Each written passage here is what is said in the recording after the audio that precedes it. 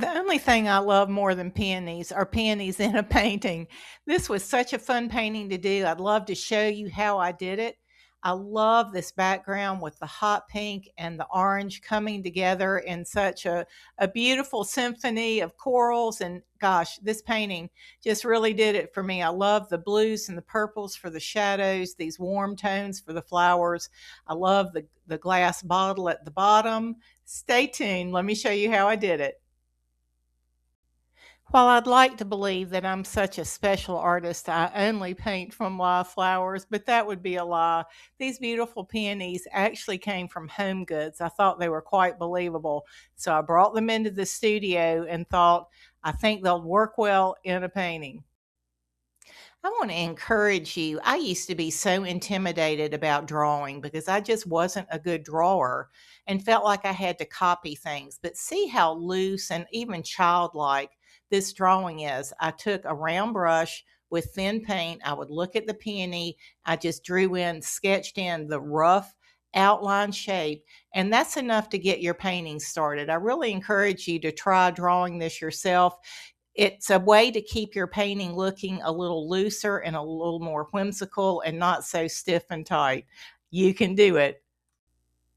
One trick that is super helpful almost with any kind of flower is to take a look at the center of that flower, determine what the darkest color is, go ahead and put that in the middle because your petals are going to be going on top of that and you want to get that color, even if it's just a touch of it peeking through, you want that done first. Just to give you a feel for what was on my palette, I had two greens, which were sap green, my dark one, and olive green. I had two yellows, which was a cad yellow medium and a yellow oxide for my deeper. And then the background, I used primarily cadmium orange and quinacridone magenta. And of course, when you put those two together, and particularly if you mix a little yellow in, you get these beautiful corals. Here I'm using a flat brush and I'm just very loosely putting in greens, dipping in my darker, my lighter green. As I go through the painting, I'll add a little yellow, a little white to them, just varying those. So I've gone ahead and put in my greens. And here in the upper left corner, you'll see that pure quinacridone magenta. It's really strong on its own. But because my flowers were almost white, I felt like I needed some background so that I could have some context for value. So that was the beginning of the color explosion. Using a big brush, I started filling in the background using my orange, using my pinks. I would kind of blend those two together. Sometimes I'd lighten it slightly with the yellow or white, but just I let it fly and let it just end up the way that it did, and I loved it.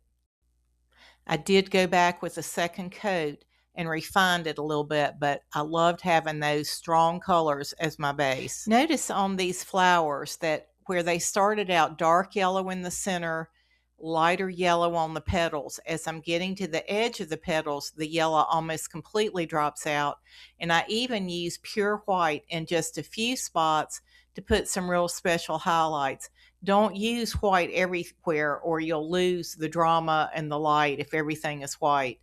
But you can see the dark that I started with in the center is showing through. I'm using a little bit of pinks or purples or blues to put in some shadows on the bottom petals. But I'm pretty much, it was pretty loosey-goosey. It was a lot of fun to do. Just remember the center of the peony has the shape of a ball and the petals get flatter as they move out.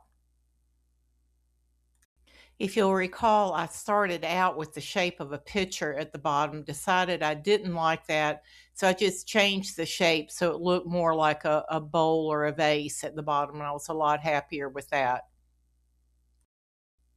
Now, when doing glass, you can always just leave the background and paint a white or a gray line to show the outline, but I love adding extra color to the glass so I've got a lot of things bouncing around. And don't forget your water line where the stems are going into the water. That's a good place where you can drop in a little green or white or yellow just to give the eye something to dance around with in that space. So there you have a super fast aerial view on how I did this painting. Hey, if you would like slower, more exact, detailed instruction, please check out my website. I've got a lot of courses and shorter tutorials where you'll actually see the brushwork.